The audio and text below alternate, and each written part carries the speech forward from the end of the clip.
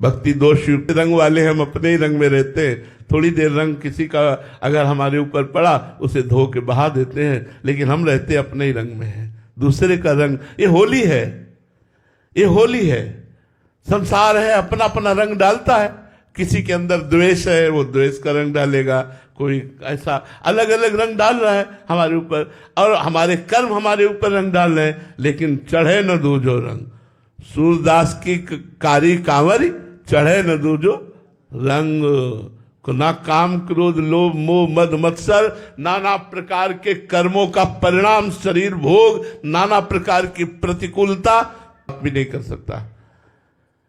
बिना प्रभु के इशारे के कोई हमको देख भी नहीं सकता, हमसे मिल भी नहीं सकता, क्योंकि हम भगवान की चीज हैं, हम भगवान की वस्तु हैं। अगर हमसे देख रहे हो, हमसे मिल रहे हो, हमें गाली दे रहे हो, या हमें पीट रहे हो, या हमें पूज रहे हो, तो मेरे मालिक का इशारा है, इसलिए पूज रहे हो, इसलिए पीट रहे हो। कृपा का अनुभव हो जाना, जैसा अभी पीछे आपने सुना कि हम केवल यही कह सकते हैं कृपा है, बस कृपा है, इसके आगे हम बोल नहीं सकते। तरह हनुमंत मैं सेवक सचराचर रूप स्वामी भगवंत। हमारे विचार में जो शारीरिक संबंधी रिश्ते नाते, जो व्यवहार, जो विषय पदार्थ, सब भगवान ही बने हुए हैं, ये बात आनी चाहिए। केवल भगवान ही ये अंतिम परिणति है, ये अंतिम अनन्यता की परिणति है कि अब कोई वृत्ति ही नहीं उदय होती, अब कोई विचार ही उदय नहीं होता, केवल श्री भगवान विराजमान है। पर इस स्थिति तक पहुंचने के लिए ऐसा भाव करना अनन्य, सो अनन्य गति जाके असमति न तरे हनुमंत, मैं सेवक सचराचर रूप स्वामी भगवंत। मेरे भगवान ही चर अचर जड़ चेतन सब रूप वही धारण किए हुए हैं। सच्ची मानिए उनके सिवा कुछ नहीं है। यही अनुभव होना अनन्य भक्ति का स्वरूप है। जो अपने इष्ट की बड़ाई करके अन्य संप्रदाय, अन्य वैष्णव, अन्य इष्ट की निंदा करते हैं, वो तो बावरे हैं, वो अनन्य नहीं है, वो अभी उनको ज्ञान नहीं हुआ है, वो बावरे हैं, बेचारे हैं, वो अभी राग द्वेष के वशीभूत हैं, अभी उनको परमार्थ का ज्ञान नहीं है। जो किसी भी संप्रदाय की, किसी भी संत की, वैष्णव की, किसी भी उपासना की जो अवहेलना और निंदा करते हैं, वो अनन्य भक्त नहीं होते।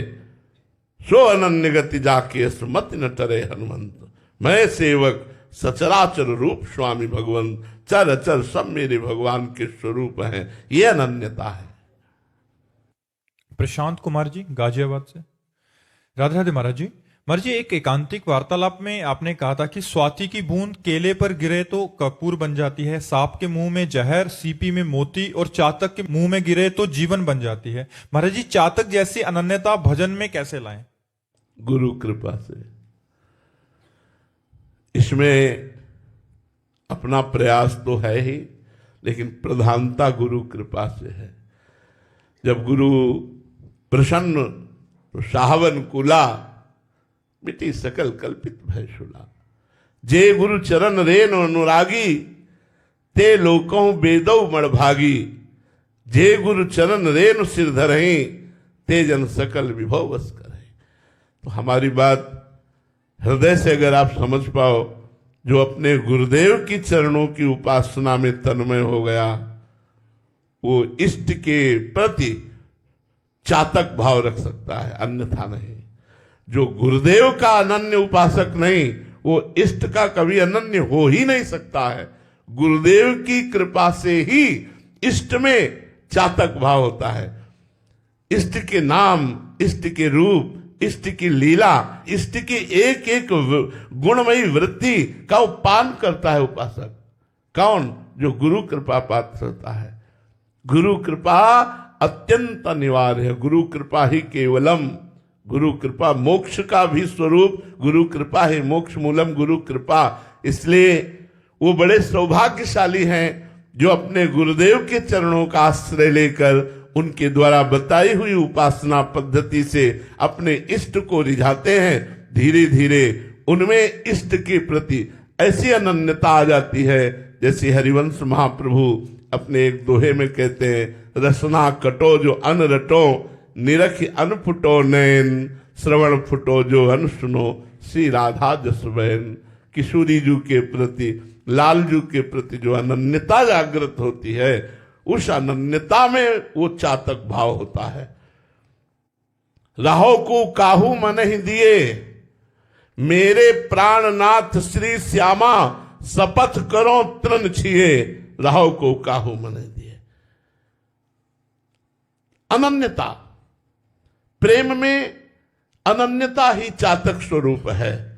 एक बार पूज्य भाई जी से हनुमान प्रसाद पोद्दार जी महाराज ने लीला का वर्णन किया, अनन्यता चातक स्वरूप का, कि गोपी जनों के बीच में भगवान रास रासेश्वर और स्वामिनी जो विराजमान है, तो प्रेम में अधिक बातें जबान से नहीं होती, नेत्रों से हुआ करती हैं।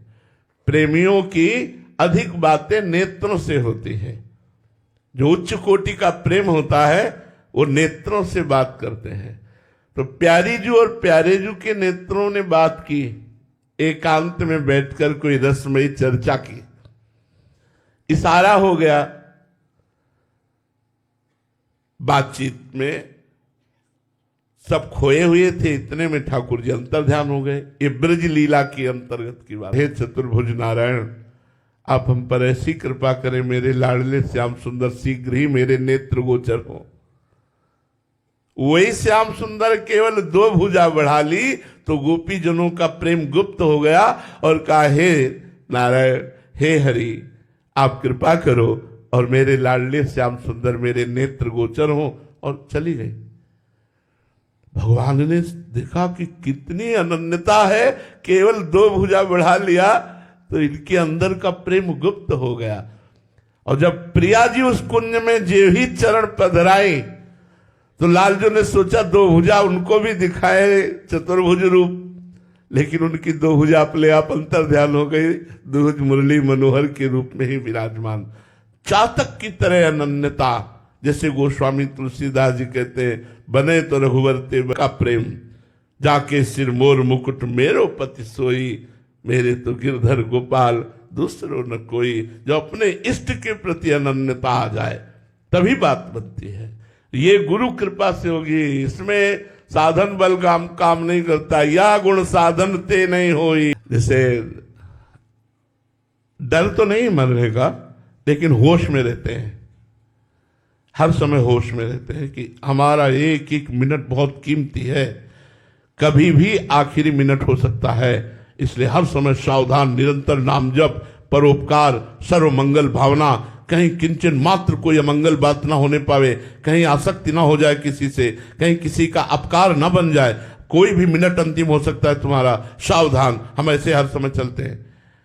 अब भोगों का काम ही है भुलाना, भगवान को भुला देना, मृत्यु को भुला देना, पीछे जो घटनाएं हुई हैं उनको भुला देना, उसका काम ही है भूल।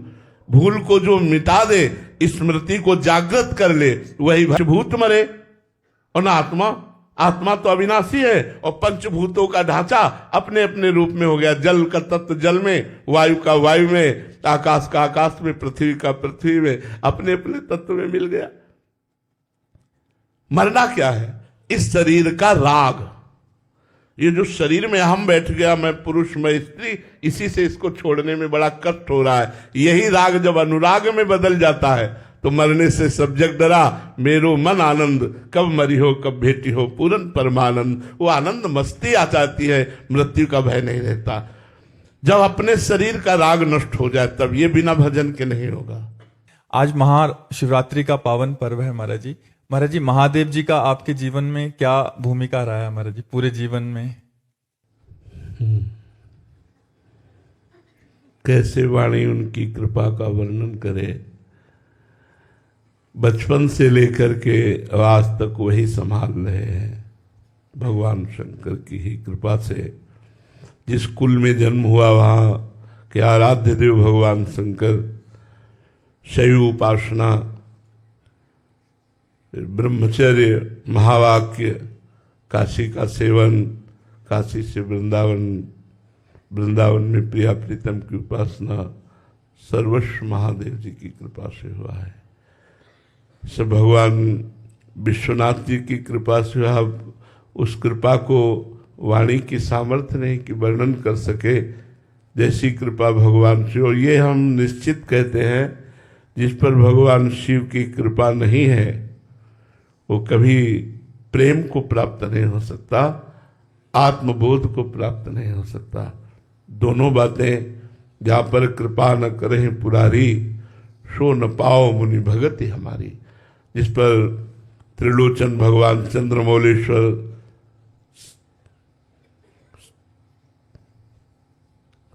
शिव जी की कृपा नहीं, वो भगवत प्रेम प्राप्त नहीं कर सकता। और फिर आत्मबोध के लिए तो स्वयं शंकराचार्य के रूप में प्रकट हुए। वही संपूर्ण चराचर जगत के गुरु हैं। जब जहाँ जैसी आवश्यकता होती है वैसे ही आचार्य रूप धारण करके पहले पिपासा जागृत करते हैं, फिर इष्ट रूप से उस पिपासा को शांत करते हैं। सारा खेल शिव का ही है। वही सर्वोपरि परम तत्व विविध रूपों में प्रकाशित हो रहे हैं। एक ही तत्व है, तत्व दो नहीं है, एक ही परम तत्व है। हाँ, रस का रसास्वादन कराने के लिए, जैसे एक ही दूध के बहुत प्रकार के मिष्ठान बनते हैं, उनका स्वाद अलग अलग रस विशेष हो जाता है, ऐसे ही एक ही परमात्म तत्व भगवान शिव अपने रसास्वादन का रसास्वाद कराने के लिए विविध रूप धारण किए हुए हैं। वही प्रिया प्रीतम है, वही सिया राम है, वही सर्वस्व है, उनके सिवा कोई नहीं है। तो उन्हीं का ही सर्वोपरि कृपा भगवान शिव ने अपने हृदयस्थ प्रेम मूर्ति श्री श्यामा श्याम के चरणों में हमें समर्पित किया। पर जैसे आज शिवरात्रि है तो हम सुबह से एक विशेष उमंग में हैं कि आज हमारे आराध्य देव भगवान शिव का महोत्सव है। उन्हीं की कृपा से ये सब, तो वाणी की सामर्थ्य नहीं है कि उनकी कृपा, उनके प्रेम, उनके दुलार का वर्णन कर सके। बहुत कृपा है, बस इतना ही हम कह सकते हैं। दो शब्द कृपा ही है, पूरा जीवन कृपा ही है। उन्होंने ही हाथ पकड़ कर चलाया है, उन्होंने ही हाथ हमारा प्रिया प्रीतम के हाथ में दिया है, वही हम निर्वाह कर रहे हैं, वही निर्वाह कराते रहेंगे। हमारी सामर्थ्य नहीं है, तिनके की जैसे सामर्थ्य नहीं कि एक कदम भी उड़ सके, ऐसे हमारी सामर्थ्य नहीं है। केवल भगवान देवाधिदेव महादेव जी की ही कृपा से सब संभव है। किसी को भी अयोध्या में भगवान श्री राम बहुत प्रसन्न मुद्रा में अपने नगरवासियों को बैठालते हैं और कहते हैं, औरो एक गुपुत मत सबहि कहों कर जोरे, शंकर भजन बिना नर भगति न पावे मोरी। हे अवधवासियों, सबसे हाथ जोड़कर प्रार्थना करता हूं, मैं एक अपना गुप्त बात हृदय की बताता हूं। यदि कोई भगवान शंकर की आराधना न करे तो मेरी प्रेम लक्षणा भक्ति प्राप्त नहीं कर सकता। और एक गुप्त मत सबहि कहों कर जोर, शंकर भजन बिना नर भगत न पावे मोर। भगवान के निराकार तत्व की तो भावना थी ही, लेकिन मुझे भगवान शंकर के दर्शन की प्रबल लालसा जागृत हुई काशी के घाटों में कि मैं प्रगट देखना चाहता हूं आपका रूप। स्वरूप तो वेदांत वर्णन ही करता है, लेकिन मैं जिसका वेदांत वर्णन करता है निराकार रूप, वही आप साकार भी हैं। साकार का ही तो स्वरूप वर्णन है। तो आपका जो साकार का स्वरूप है वो हम दर्शन करना चाहते हैं। रात दिन तुलसी घाट से लेकर दशाश्वमेध घाट तक यही हमारी रहनी थी। घाट में एकांत रहना, जो कुछ प्राप्त हो जाए भगवत प्रसाद स्वरूप। 24 घंटे में कभी सतुआ मिल गया, कभी एक पीस बर्फी मिल गई, कभी 2-2 दिन 3-3 दिन कुछ नहीं मिला तो गंगाजल, पर प्रबल लालसा। वहां तो भंडारे ही बढ़ते रहते हैं। मारवाड़ी क्षेत्र तो अन्न का चाहे जय बार खाया हो, सब व्यवस्था है, लेकिन नियम लिया था घाट में रहूंगा, पास में अर्थ नहीं रखूंगा, कभी किसी से मांगूंगा नहीं, आकाश वृत्ति से जो आएगा प्राप्त हो। अब दिन दिन लालसा बढ़ने लगी। आज महादेव जी मिलेंगे, आज महादेव जी मिलेंगे, आज महादेव जी मिलेंगे। एक दिन सुबह से मन अति हरस जनाव न तेहि, आज देखियो परम स्नेही। एकदम आनंद की वृत्ति छा गई और लग रहा था आज निश्चित ठीक